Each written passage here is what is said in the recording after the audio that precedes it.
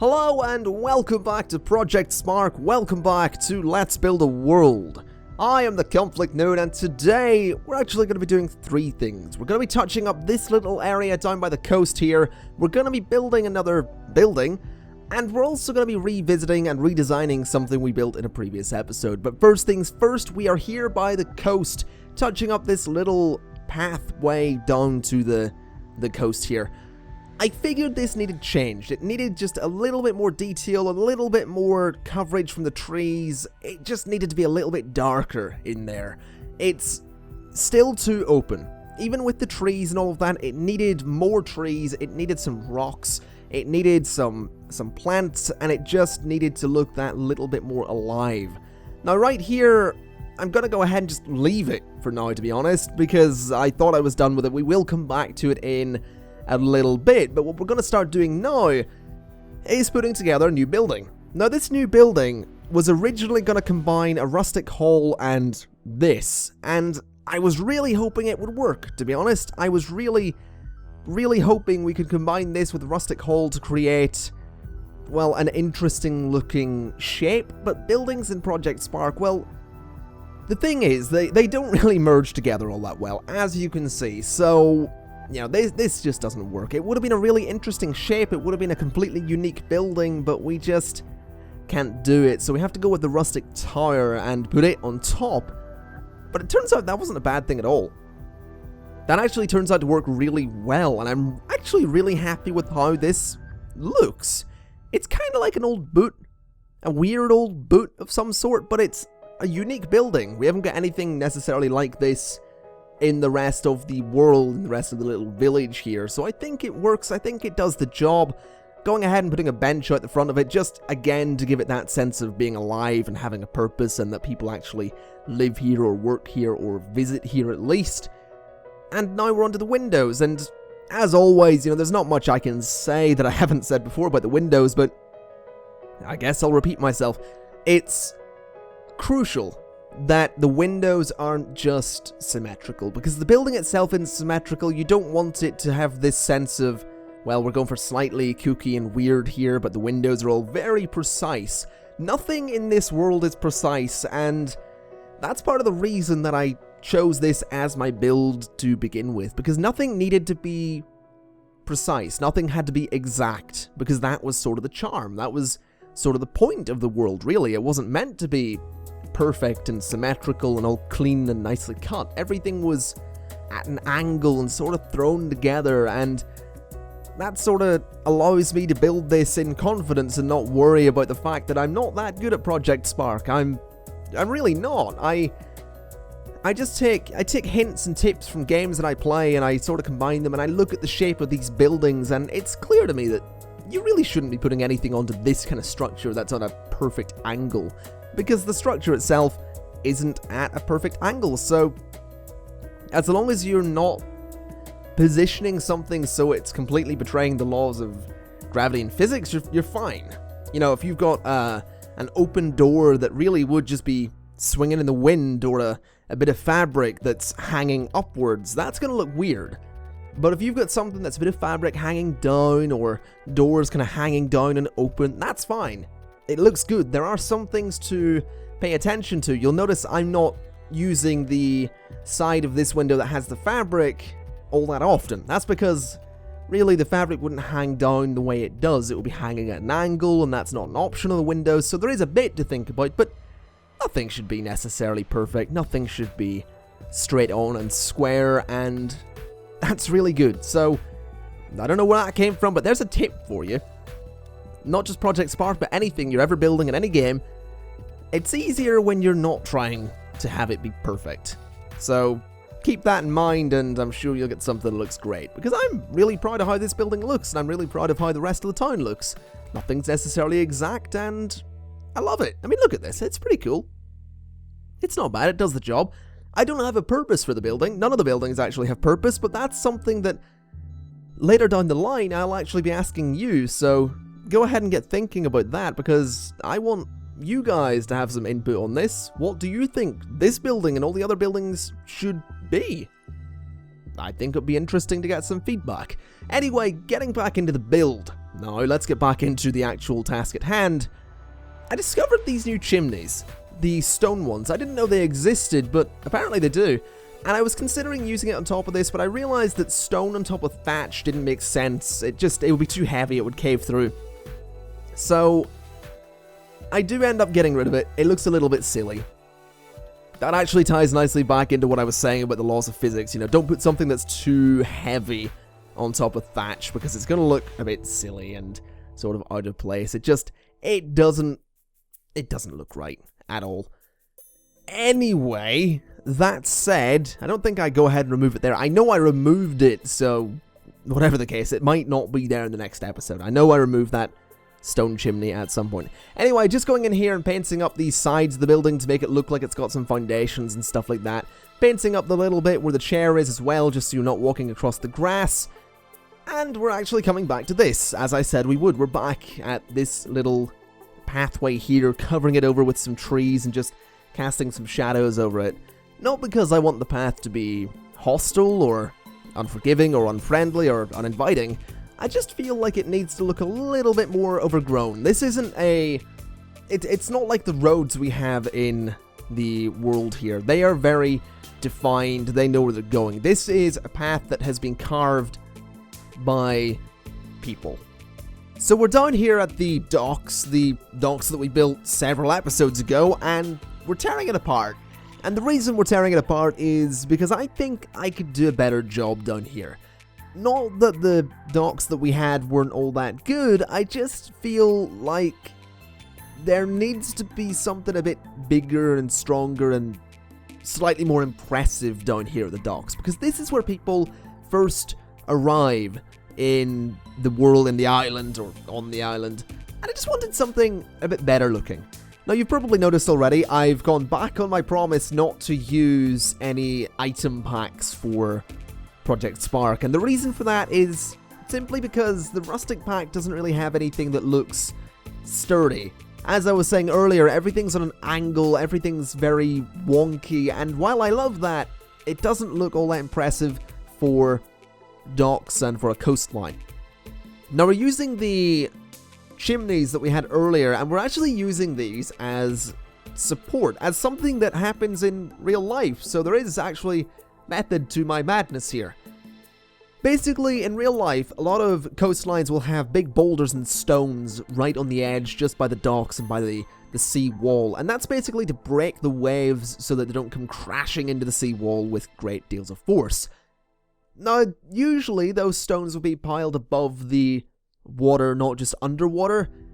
I sort of didn't think about that, I sort of forgot that, but it looks good regardless. It is actually a really nice way to hide the fact that the terrain didn't come up to meet the wall perfectly and the tower perfectly. And while I could have changed that, I'm really happy with what it looks like now. I'm really happy I went with the chimneys and used those as the boulders and rocks that would be supporting this entire structure. I think it looks really, really good, to be honest. I couldn't be happier with it. Now we're coming to something here that turned out to be a right old pain in the arse, and the reason it was a right old pain in the arse is simply because choosing something that looked good as a wall, or a fence, or a guard, or a railing was really difficult. I couldn't come up with anything that would work along the side of this wall here. I was considering using this arched wall thing here, obviously scaling it down a lot as you can see, but it didn't really work either. It just didn't fit the place here. It looked really weird having that stone going into the wood, but fortunately, seeing that there did make me realize that I could use it for something else, which is the pier that comes out of the sea wall. I wanted something the water could flow through, and this actually turned out to be just that. This turned out to be perfect, and I couldn't be happier with it. Now, originally, I, as you can see, was going to flip this and have it go into the ground to support the pier and hold it up and look realistic, but it didn't really match up. As I was saying, the rustic pack is nothing that's symmetrical, so we're back here with the stones and the chimneys, and I, to tell you the truth, couldn't be happier. I could not be happier with how this looks, because it looks the part. It looks impressive. It looks a little bit imposing. It has that kind of military undertone. It looks like a solid structure, and it even has the detail underneath that makes it look really good. And I'm usually not all that proud of things I build in games because they're really nothing special, but I'm really happy with the detail I put into this. I think it looks really good, especially considering, you know, most people aren't going to care. Most people aren't going to look down into the water and see that there is actually a load of detail on the stones holding it up. I could have just went ahead and built up the terrain to meet the bottom of it and just raised the seafloor a little bit, but this does the job, this does it better, and this looks a lot better, and I'm really chuffed with that. Now here it was time to put something on top of our tower, and I didn't want to just go ahead with the little mini tower there, so I went with this one, which is a nice platform to build upon, and then we come back to the little mini top thing here, and this is someday going to have a light inside it. It's going to act as a sort of pseudo lighthouse. It's not going to flash, it's not going to be anything fancy, it's just going to be, I suppose, more of a beacon than a lighthouse, but I'm really happy with it. It has the height I wanted. It's not necessarily as complex as the building that was there on the docks and on the pier before. It's a much more straightforward build, but I think overall the whole thing just looks better. I really do. I couldn't be happier.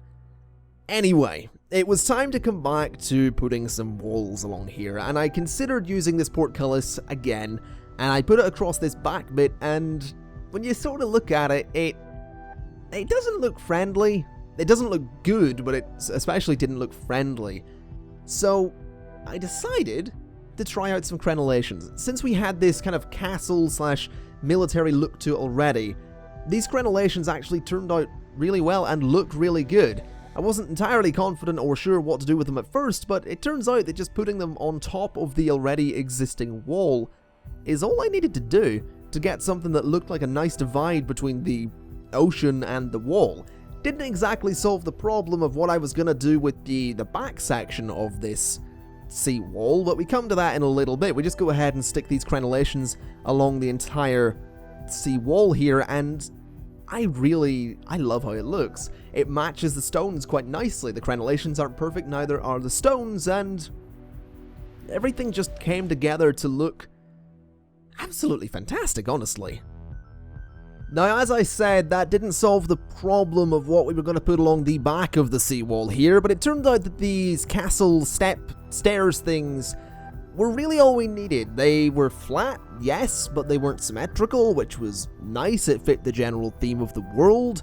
They looked like a wall when they were on their side, and they frankly did the job. They also serve multiple purposes in a little bit when we actually do use them as stairs, but I think they do a pretty good job along there. They nicely divide the wall from the land and make it look pretty good. Now we're going ahead here and actually using them as stairs. Oh, shock, horror. It turns out they don't actually work. When I test these stairs at the end, as I always do, I run about at the end of the video and show you the build. It turns out that these ones, at least I think it's these ones, don't work. That turned out to be a little bit of an issue, but we'll fix that in a future episode. There are several things that are going to need to be fixed. I will either do those in an episode, or I will announce that I'm doing all of the, I suppose, the bug fixes in a live stream. That's something I might do because it might be a bit better suited to a live stream format as opposed to this kind of format. So we'll see what happens. Let me know what you think about that. Would you be interested in a live stream showing off the bug fixing process? Let me know. Just going ahead here and flattening out the terrain, we're now going to paint it to get rid of all the foundations that we had before from the old building, getting rid of the old path as well. We're going to start putting in a new path, and this new path is going to change it a little bit because we do have another building to add down here. But we also have to add in the foundations, the stones around the wall and along the edge of the cliff there, just to make it look like this is actually built into the ground and into the cliff and into the coastline here. And I think that just accents everything nicely. It gives it that little bit of a more constructed, more solid look. Just adding a little bit of the brown dirt there to the grey path to make it look a little bit more worn, a little bit older, and as if it was used. And we're back down here at the end of the pier. Now, I wanted to do something like this. I wanted to put in a bit of an archway at the end here, just to see what it would look like. I thought it might be a nice end cap to the pier, but it turns out that this not being symmetrical at the bottom would look a little bit silly. So we don't end up going with anything down here like that, but we do end up going with one of the little flaggy, signy things I'd used before, and I think it does a pretty good job. It's just something at the end of the pier. That's all I wanted, just something down there. I'll probably at some point add a torch down there just to be a light, a torch or a lantern or something. I don't know what I'll add, but I'll probably add something. Now, I'm toying around here with crenellations because I wasn't entirely sure about leaving the pier with no detail, but the crenellations, as you can see, they just look a little bit stupid because they're all the same. They're not like the crenellations on the walls, so it looked too gamey, if that makes sense. It looked too much like it was just copied and pasted and a bit of lazy design, so I didn't go for it at all. But we're going ahead here and adding in a building. I didn't want to do anything extravagant here because this building wasn't going to serve any purposes, but it does the job. It fills in the space. It's where the dockmaster or the shipmaster or the, I don't know, the guy that owns the docks, the guy that works the docks, he lives here and has a nice little staircase going up to his house, I suppose. And that's why we needed to adjust the path a little bit. But I think it looks good, honestly. I think it looks really good. Just adding a little bit of detail, a little bit of the stones there around the house just to make it look like it has a foundation, as we always do. And it was time to just dirty up the path again and make it look worn and used and like it's got a little bit of dirt across it. And really, that is it. That is the entire build process for the little tree area down here, which I absolutely love. I love that you sort of go through the root coming up the out of the ground there and in between it and the tree that it's from. I think that looks really good. There's our new building as well, which I also think looks really good. The doors, of course, need to be sorted. That'll be done in the bug fixing phase. We, of course, have the bench here, which is actually a reasonable size if you consider our character to be a little bit small.